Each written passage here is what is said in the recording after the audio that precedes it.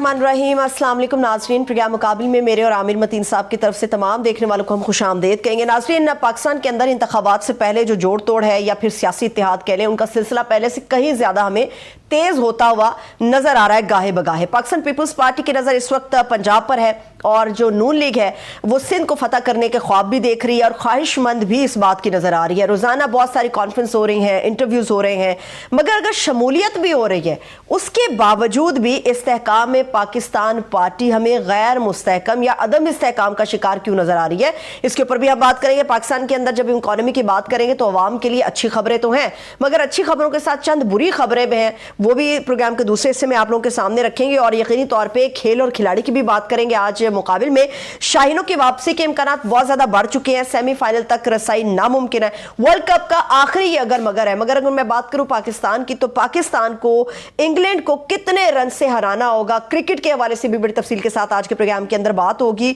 आमिर साहब, सियासत, क्रिकेट, मईशत सब पे बात होगी, मगर अभी जो कुछ देर पहले मैं टीवी देख रही थी तो अच्छी खबर गाजा से आ रही है कि जंग बंदी के हवाले से सोच लिया गया, मगर वक्त का इंतखाब करना अभी बाकी है। ये एक अच्छी खबर है जो कि गाजा से आ रही है। नहीं, अभी तक तो उन्होंने जो गुंजाइश निकाली है, उन्होंने पॉज, ह्यूमैनिटेरियन पॉज के वहाँ पे मेडिकल सप्लाईज या उसके लिए 3-4 घंटे दिए हैं, और उन्होंने जो टाइम दिया है वो नॉर्थ से साउथ में शुमाल गाज़ा वो खाली करवा रहे हैं, और उसके ऊपर वो बहुत ज़्यादा बमबारी कर रहे हैं। और वो कह रहे हैं कि आप जनूब में चले जाएं, साउथ में चले जाएं, तो वो पट्टी पे और नेतन्याहू ये कह चुके हैं कि वो अब इसके बाद कब्ज़ा करेंगे, वो अपना कब्ज़ा बरकरार रखेंगे गाज़ा के ऊपर। अब उनको इंडिपेंडेंट नहीं छोड़ा जाएगा, जिसकी के जो कि मैं समझता हूँ इतनी ज़्यादा बड़ी डींग है कि अमेरिका की भी जो है ना चीखें निकल गई हैं। उन्होंने, अमेरिकनों ने पहली दफ़ा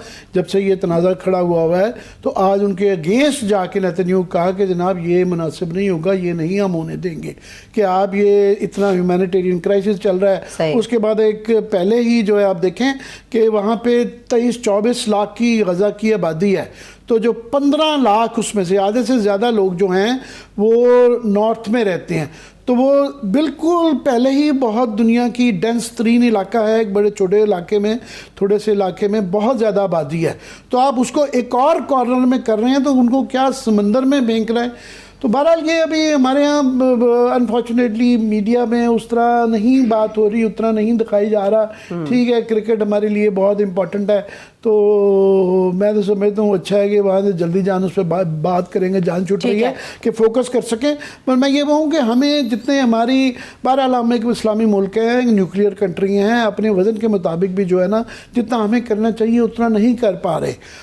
सिंबॉलिकली हमने थोड़ा सा सामान वहाँ पे पहुँचाया है, और उसमें वहाँ पे सेनेटर मुश्ताक जमात इस्लामी के उन्होंने एक बहुत अच्छा एक सिंबॉलिक जेस्चर दिया है कि वो वहाँ पे पहुँचे हैं। मिस्र का जो वहाँ पे बॉर्डर है रफ़ा, जहाँ से ये सामान जाएगा, वहाँ पे महदूद तरीके से तरसीला जानी दे रहे हैं, तो वो वहाँ पहुँचे हैं। उनके 1-2 इंटरव्यू भी वहाँ से चले हैं। बल्कि अगर आप हमें हमारे मेहमान का अनाउंस करना चाह रही थी, इस वक्त सीनियर सहाफ़ी हैं, माहिर तज़कियाकार हैं, फारूक अक़दस साहब, उन्होंने में ज्वाइन किया। फारूक साहब, बेहद शुक्रिया आपके वक्त के लिए। जी, फारूक अक़दस साहब किसी तारुफ के मोहताज नहीं है, ये पाकिस्तान के सीनियर एक वरना मजाक बन के रह गया। हर कल का परसों का जो जर्नलिस्ट भी होता है वो सारे ही सीनियर होते हैं, मगर ये वाकई सीनियर हैं, बल्कि एंशिएंट मैं नहीं कहूँगा, पर ये हमारे से भी, मुझसे भी कम से कम सीनियर हैं, और बड़ा कुछ इनसे हमें सीखने का मौका मिला है।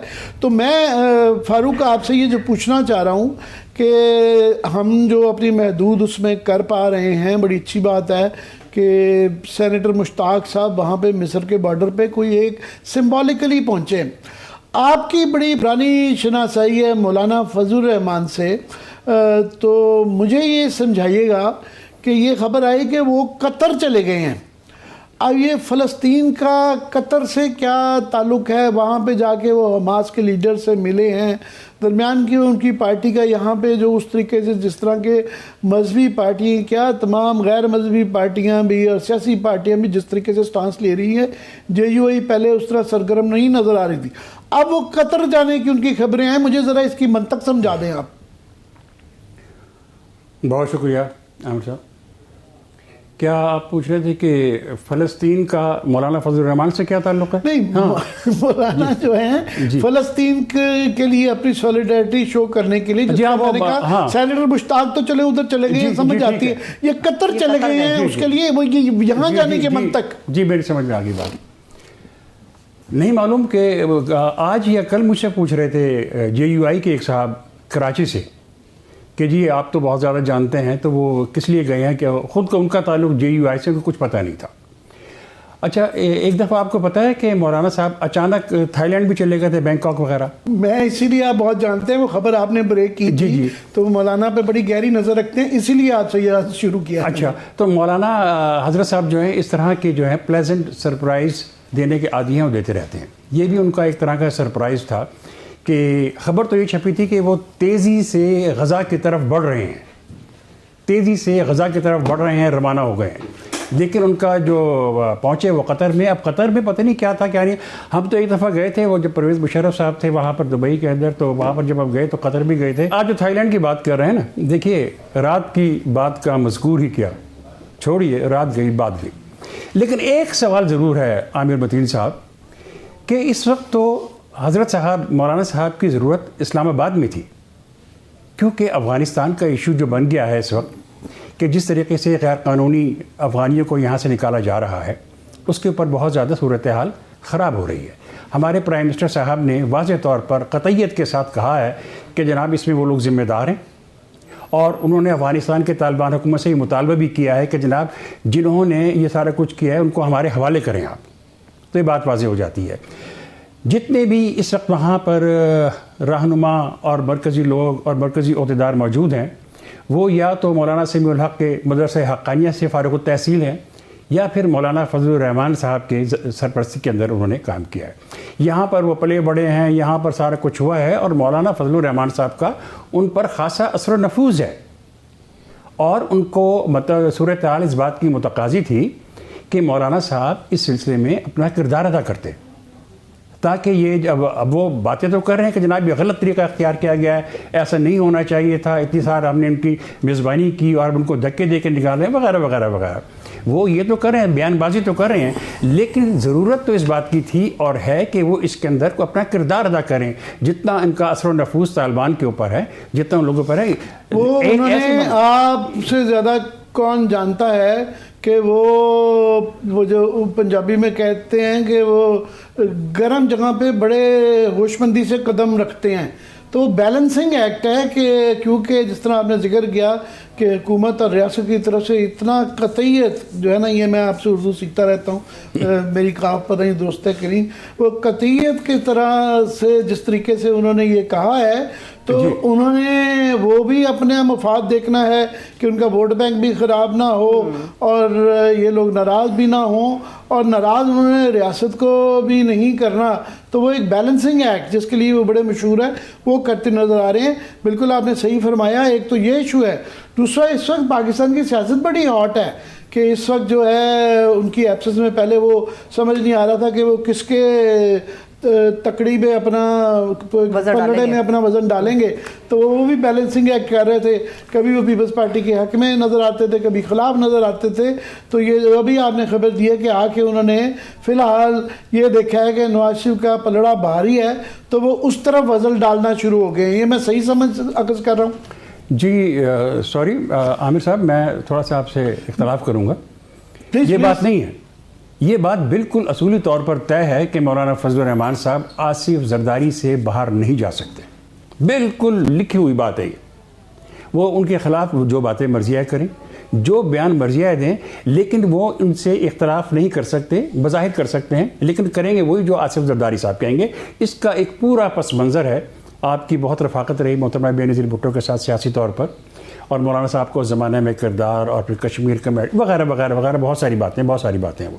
تو مولانا صاحب یہ کیسے آپ ازیوم کر سکتے ہیں کہ جو کچھ ہو رہا ہے اس میں آصف زرداری صاحب کا کوئی کردار نہیں؟ آپ یہ کہہ رہے ہیں بیسیکلی کہ یہ جو اس وقت جو لفظی گلے جا رہے ہیں یہ زبانی کلامی ہے. ویسے بائی دا وے ہمارے پروگرام میں 2-3 روز پہلے خرم دستگیر صاحب وہ اوپنلی کہہ گئے ہیں، انہوں نے کہا جی یہ بات سنیں آپ زیادہ اس کو یہ جو انتخابی جلسوں میں پبلک کے لیے جو کہا جاتا ہے نا یہ اتنا سیریسلی اس کو نہ لیں، تو یہ انتخابات کے بعد الحمدللہ دیکھیے گا تمام اکٹھے ہو جائیں گے اور اس کی تک بھی سمجھ آتی ہے کہ آگے جو حالات نظر آ رہے ہیں اگر پی ٹی آئی کو الیکشن نہیں لڑنے دیا جاتا یا صحیح طریقے سے نہیں لڑنے دیا جاتا اور ان کو بزور بازو باہر رکھا جاتا ہے تو بھی یہاں پہ کولیشن گورنمنٹ ہی بنتی نظر آ رہی ہے. پیپلز پارٹی جو ہے وہ سندھ سے باہر نہیں ہے، نواز شریف صاحب کا ابھی بھی لارجلی پنجاب ہے، وہ بھی دیکھیں گے کیسے لیں گے، تو بعد میں ان سب نے اکٹھے ہونا ہی ہے. مگر وہ ان کی سچائی اپنی جگہ خرم دستگیر صاحب کی، پر مجھ سے مجھے یہ لگا کہ یہ کہہ رہے ہیں کہ جناب آپ لوگ یہ سب ڈرامہ بازی ہے اور یہ آپ اور ہم سمیت عوام جو ہیں وہ جو آنٹی نہیں وائرل ٹی وی پہ ہوگی، میں اس کے الفاظ تو نہیں دہرا سکتا، تو وہ مختصراً وہ یہی کہتی ہے یہ سب مل کے ہمیں الو بنا رہے ہیں، تو وہ آنٹی کے الفاظ میں تو یہ بالکل یہ ہم اور آپ ٹی وی شو بھی کر دیتے ہیں کہ جی آج اس نے یہ کہہ دیا، دیکھیں نا بلاول نے یہ کہہ دیا، یہ کہہ دیا، تو یہ ایک ٹرک کی بہت بڑی بتی نہیں ہے، بتا ہے بلکہ. دیکھیے جی کہیں پر ہمیں الو بنایا جا رہا ہے، کہیں پر ماتحت بنایا جا رہا ہے، کہیں پر غلام بنایا جا رہا ہے، کہیں پر ہمیں پپٹ بنایا جا رہا ہے اور ہم لوگ بن رہے ہیں. کہیں پہ کچھ لوگ خوشی سے بن رہے ہیں، کچھ لوگ مجبوراً بن رہے ہیں، کچھ لوگ اپنی عزت بچانے کے لیے بن رہے ہیں، لیکن ہم بن رہے ہیں. ساری باتیں طے ہیں.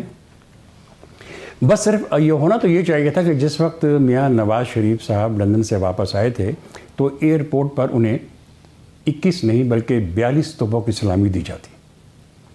آئیے جناب، آئیے آئیے آئیے آئیے. تو تقریباً وہ 42 سے تھوڑی سی کم کر لیں تو وہ کسر تو کوئی چھوڑی نہیں ہے. چھوڑی بالکل. مگر آپ نے لندن سے یاد کروایا کیونکہ آپ ابھی حال ہی میں لندن یاترا کر کے آئے ہیں اور ہمیں موقع ملا آپ سے وہاں پہ بھی لندن میں بھی بات کرنے کا، اور جو میری اطلاعیں ہیں آپ وہاں پہ بھائی کی لیم بھی کھا کے آئے ہیں. تو لندن ایک جو ہے قسم کا یہاں کا سیکنڈ ہیڈ کوارٹر بن گیا تھا. تو میاں صاحب کے آنے کے بعد روز وہ ایون فیلڈ کے باہر لوگ اکٹھے ہوتے تھے، وہ رونقیں تو ختم ہو گئی، اجڑ گیا لندن. جی اجڑ گیا بالکل. اس سے پہلے میں ذرا یہ بات کر لوں، دیکھیے عامر صاحب ابھی تک انتخابات جو ہیں ان کی گہمہ گہمی جو ہے وہ بیانوں میں ہے، اخباروں میں ہے، میڈیا میں ہے اور گفتگو میں ہے. آپ نے کبھی یہ نہیں دیکھا کہ عوامی سطح پر اس کے حوالے سے کوئی جوش و خروش موجود نہیں ہے کہیں پر؟ حالانکہ اس سے پہلے تو وہ لگنے شروع ہو جاتے تھے، مطلب جھنڈے شروع ہو جاتے تھے، اپنے طور پر ریلیاں نکالا کرتے تھے، لیکن عوام قطعی طور پر لا تعلق نظر آتے ہیں ساری صورتحال سے کہ انتخابات اور یہ وہ. اور جب کوئی مائک لے کے ان کے پاس پہنچتا ہے تو وہ اس طریقے کی گفتگو فرماتے ہیں کہ کم از کم میڈیا کے اوپر نشر نہیں ہوتی، سوشل میڈیا کے اوپر ہو جائے تو علیحدہ بات ہے. عوام کا کوئی اس سارے عمل سے، کیونکہ سب کچھ دیکھ رہے ہیں کہ کیا ہو رہا ہے. آج کل انٹرنیٹ کے جو سروے جو ٹویٹر کے اوپر خاص طور پہ اب تو ایکس ہو گیا ہے وہ ہوتے ہیں، اس کے اندر بہت زیادہ شمولیت ہوتی ہے، وہی اسی کے ذریعے اطلاعات آتی رہتی ہیں. صدقہ غیر مصدقہ کانٹروورشل سروے کچھ آتے ہیں پھر وہ ہٹ جاتے ہیں، پھر بتایا جاتا ہے کچھ سروے ہوئے ہیں اس کے اوپر لوگ بیٹھ گئے ہیں وہ ریلیز نہیں. تو بالکل لا تعلق نہیں ہے، کہیں نہ کہیں کسی نہ کسی طریقے سے لوگ اظہار کر رہے ہیں. وہ جو پرانا طریقہ تھا کہ سڑکوں پہ نظر آئیں، گہما گہمی نظر آئے جیسے ویسے، وہ آپ بالکل صحیح کہہ رہے ہیں. وہ گہما گہمی دیکھیں، مطلب یہ کہ اصل بات تو وہی ہوتی ہے نا جو گلی کوچے کے اندر ہوتی ہے. اگر آپ کسی کا تعاقب کر کے اسے جا کے پوچھیں اور سروے کریں اس کے بعد، یہ ایک علیحدہ بات ہے. لیکن وہ جو بات ہوتی ہے نا اس میں انتخاب کی جو گلی کوچے میں اور قہوہ خانوں کے اندر اور گلی محلے کے اندر جو باتیں ہو رہی ہیں اس کے اندر انتخاب کی بات نہیں ہو رہی، اس کے اندر محبت کا اظہار ہو رہا ہے یا نفرت کا اظہار ہو رہا ہے. اس میں انتخابات کی بات نہیں ہو رہی. وہاں پر یا تو گالی دی جا رہی ہے یا تبرہ جو بھیجا جو بھی ہے وہ اچھی بات نہیں. میں پوچھنا چاہوں گا کہ وہ لیم والوں کا کراچی کی سیاست میں ایم کیو ایم دوبارہ بڑی وہ نظر آتی ہے کہ کانفیڈنٹ کہ وہ اب مارکا مار لیں گے، تو وہ لندن فیکٹر ابھی کتنا امپورٹنٹ ہے اس لحاظ سے. مگر پہلے اجڑے ہوئے دیار کی کہانی واقعی وہ تو سارا کچھ وہاں پر ختم ہو گیا، سب کچھ اجڑ گیا، واقعی اجڑ گیا سب کچھ. وہاں پر کچھ نہیں رہا وہاں پر. اب کچھ لوگوں کا خیال تھا کہ شاید ایسی صورتحال ہو کہ میاں صاحب کو واپس وہاں پہ جانا پڑے، تو اس وقت دیکھی جائے گی کہ اگر وہ واپس جائیں گے تو پھر وہ رونقیں آباد ہوں گی، لیکن اس کی رونقیں ویسے ہی ہوں گی جیسے پہلے تھی. اس میں کوئی تبدیلی نہیں آئے گی. ٹھیک ہے سر. جہاں تک بھائی کی بات ہے ان سے ٹھیک ہے, میں جب جاتا ہوں تو ان سے ملاقات ہوتی ہے اور وہ بہت محبت کا اظہار کرتے ہیں. حلیم ولیم بھی کھلائی آپ کو؟ جی, اس دفعہ حلیم نہیں تھی, اس دفعہ انہوں نے پلاؤ, بہت زبردست قسم کا پلاؤ بنایا تھا اور اتنا اچھا تھا کہ وہ جاتے وقت انہوں نے مجھے باندھ کے بھی دیا کہ گھر لے جاؤ تم, اور پوچھنا بہنوں سے بھائیوں سے کہ کیسا پلاؤ ہم نے دیا فاروق صاحب, کیسا بنایا ہم نے وغیرہ. خیر, تو ان سے باتیں ہوئیں عامر صاحب. وہ میں نے ان سے پوچھا, میں نے کہا جی آپ تو لگتا ہے کہ ناکام اور ایک شکست خوردہ لیڈر ہیں اور ختم ہو گئی آپ کی تو بات. تو انہوں نے کہا ہاں, میرے بارے میں اسی طرح کی سوچ ہے, یہی کہا جا رہا ہے, لیکن نہ تو میں شکست خوردہ ہوں, نہ ہی میں ناکام ہوں, اور نہ ہی میں غیر فعال ہوں. میرا جو مقصد تھا, جو میرا مشن تھا, اس کی تحریک جو میں نے شروع کی تھی, وہ تحریک ختم نہیں ہوئی, اس کا طریقہ کار اور تبدیلی اس کے اندر آئی ہے. اب بھی فکری نشستوں میں جاتا ہوں اور میں ان سے اپنا بیان پیش کرتا ہوں اور وہ لوگ سنتے ہیں. باقی یہ ہے کہ کچھ میں نے عامر صاحب ان کی گفتگو سے اندازہ لگایا کہ وہ فعال ہیں اور ابھی بھی آپ جی کہہ رہے ہیں کہ یہ جو لنڈن MQM-P بن گئی ہے پاکستان, یہ اتنی پی کے ساتھ ایک جو ہے ایل بھی لگا ہوا ہے. جی جاری رکھیے گا. جی ٹھیک کہہ رہے ہیں. تو لیکن وہ پاکستان کے حوالے سے اپنی مجموعی طور پر تحریک کے حوالے سے بات کر رہے تھے. جو میں نے ایک بات ان سے گفتگو کے دوران میری بہت طویل نشست ہوئی. بعض باتیں نہ کرنے کا میں اخلاقی طور پر پابند ہوں اور آپ کو بھی اجازت نہیں دیں گے مجھے, تو وہ تو میں نہیں کرتا. لیکن یہ ہے کہ میں نے یہ محسوس کیا کہ وہ اس وقت پاکستان کے اندر عمران خان کو اپنا لیڈر سمجھتے ہیں اور وہ یہ سمجھتے ہیں کہ جو میرا مشن تھا اس کو عمران خان آگے بڑھا رہا ہے. یہ میں نے ان کی گفتگو سے اخذ کیا. وہ اس طرح کی گفتگو فرما رہے تھے. لیکن آپ یہ جان لیجئے کہ اگر کوئی یہ کہتا ہے کہ وہ ختم ہو گئے ہیں, وہ خاموش ہو گئے ہیں, ایسی بات جو نہیں. موجودہ MQM ہے ابھی بھی ان کے زیر اثر ہے کہ اس میں اب تو سب کو اکٹھا کر دیا گیا ہے. جی تو کیا ابھی بھی ان کا اثر و رسوخ ہے ان تک؟ وہ مطلب جو موجودہ MQM ہے اس میں وہ کسی کو اس قابل نہیں سمجھتے کہ وہ ان کے زیر اثر ہوں, ان سے ان کی بات مانیں, ان سے کوئی بات کی جائے. وہ ان کو بالکل کسی قسم کی کوئی اہمیت نہیں دیتے. لیکن ان کے رابطے پاکستان کے اندر موجود ہیں اور رابطوں کے حوالے سے فیکٹر آپ کہہ رہے ہیں انتخابات جب بھی ہوں گے تو وہ کراچی کے اندر وہ ایک فیکٹر ہیں ابھی بھی. جی مطلب ہیں, بالکل ہیں. نہیں, اور بھی لوگوں کے رابطے ہیں یہاں سے, پاکستان سے, اور لوگوں کے بھی ان سے رابطے ہیں اور کچھ لوگ مل کے بھی آئے ہیں ان سے. تو خیر زیادہ اس پہ بات نہیں ہو سکتی. لیکن یہ ہے کہ وہ بالکل پوری طرح فعال ہیں جناب, اور پورے انتہائی پرعزم ہیں وہ, اور وہ اپنے کارکنوں سے رابطے میں ہیں. پورا جو ویسٹ کے اندر, مغرب کے اندر جو ان کا ہے سارا سسٹم, وہ اسی طرح پوری طرح فعال ہے اور وہ کام کر رہے ہیں. لیکن اس کے لیے وہ زیادہ کوئی شور شرابہ یا اظہار نہیں کر رہے. ایک بات. دوسری بات یہ ہے کہ ان کو بہت بڑا دھچکا پہنچا ہے پچھلے دنوں, جو برطانیہ کی عدالت نے ان کے جو فنڈ سیز کیے ہیں اس سے ان کو بہت زیادہ دھچکا پہنچا ہے. تو وہ مالی پریشانی کے اندر مبتلا ہے. ان کا سب سے بڑا مسئلہ یہ ہے مالی پریشانی کا. ان کا جو پرتعیش گھر بڑا لگژوریس, وہ سارا کچھ انہوں نے بند کر دیا ہے, کیونکہ وہ کہتے ہیں کہ میں ان کے سارے ٹیکسز کہاں سے دوں گا, میں کہاں سے بل ادا کروں, میں نہیں کر سکتا. وہ سارے انہوں نے بند کر دیے. وہاں جاتے بھی پتہ نہیں کبھی ہیں یا نہیں جاتے ہیں, یہ مجھے پتہ نہیں. لیکن یہ ہے کہ انہوں نے جو اپنے کارکنوں کی کفالت کا ذمہ لیا ہوا ہے. بہت شکریہ. چلیے ابھی میں بریک کی طرف چل رہی ہوں. فاروق اختر صاحب, آپ کے قیمتی وقت کے لیے بہت شکریہ. ابھی ہم بریک سے جب واپس آئیں گے تو پاکستان کی اکانومی کے حوالے سے بات کریں گے. اکانومی میں بری خبریں تو ہیں, مگر چند اچھی خبریں بھی کوشش کریں گے آپ لوگوں کے سامنے رکھ سکے. ہمارے ساتھ رہیے گا.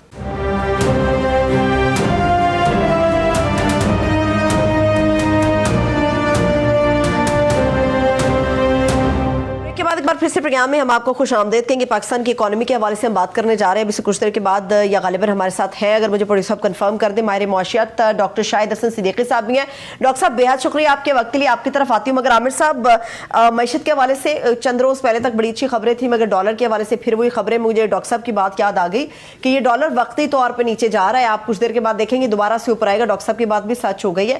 معیشت کے اشاریے جو ہیں وہ ملے جلے اس وقت ہمیں نظر آ رہے ہیں. کچھ زیادہ اچھی امید بھی نہیں ہے, نا امید आमीदी भी ज़्यादा रही। जी, ये डॉक्टर साहब का एक कंसिस्टेंटली कहना था कि ये सस्टेनेबल नहीं है जिस तरीके से लेके जाएंगे, तो सिर्फ एडमिनिस्ट्रेटिव मेजर्स के साथ जो है वो एक फैक्टर है इसके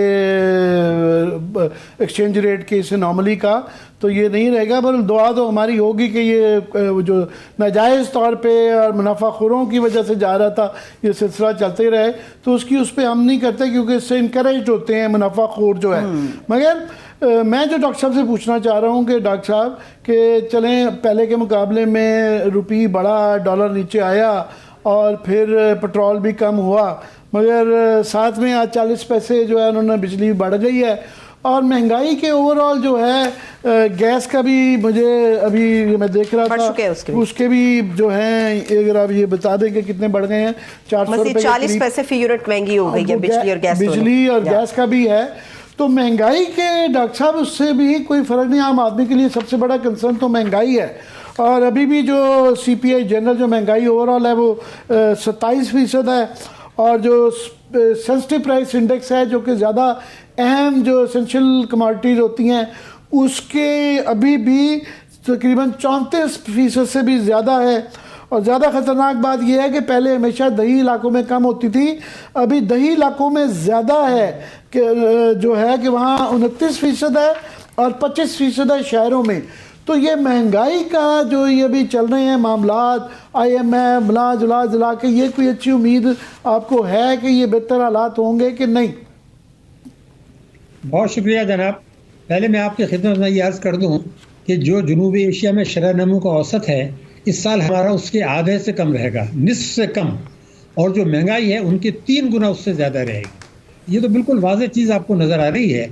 रुपए की कदर जैसे मैंने फिर आपको बताया था 12 जुलाई को 276 रुपये का था, उसके बाद दानिस्ता गिराया गया, अभी तक 276 की फिगर नहीं आई है, आज भी वो 286 है, यानी 10 रुपये आज भी कम है।